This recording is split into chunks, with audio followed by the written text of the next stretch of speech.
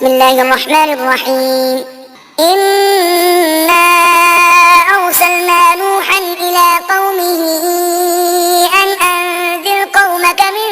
قبل أن يأتيهم عذاب أليم. قال يا قوم إني لكم نذير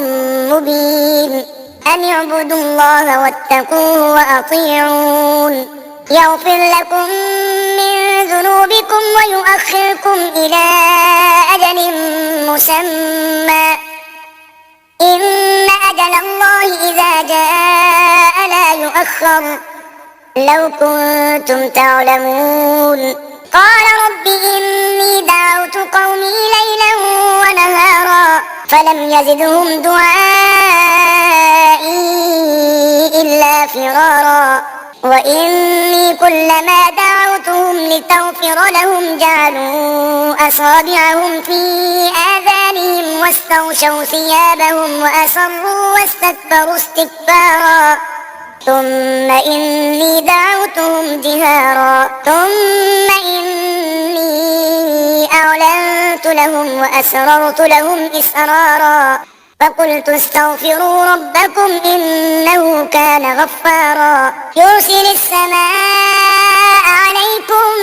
مدرارا ويمددكم بأموال وبنين ويجعل لكم جنات ويجعل لكم أنهارا ما لكم لا ترجون لله وقارا وقد خلقكم أطوارا ألم تروا كيف خلق الله 7 سماوات طباقا وجعل القمر فيهن نورا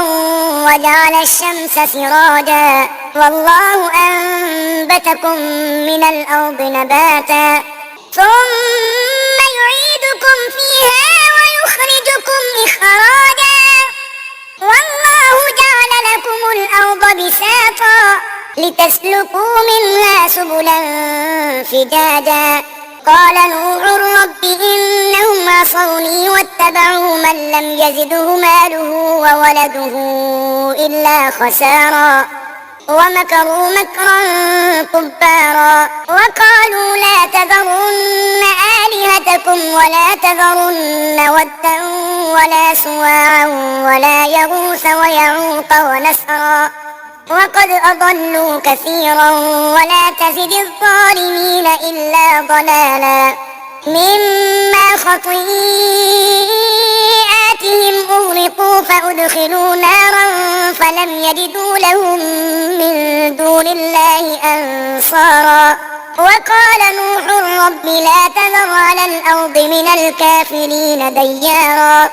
إنك إن تذرهم يضلوا عبادك ولا يلدوا إلا فاجرا كفارا رب اغفر لي ولوالدي ولمن دخل بيتي مؤمنا وللمؤمنين والمؤمنات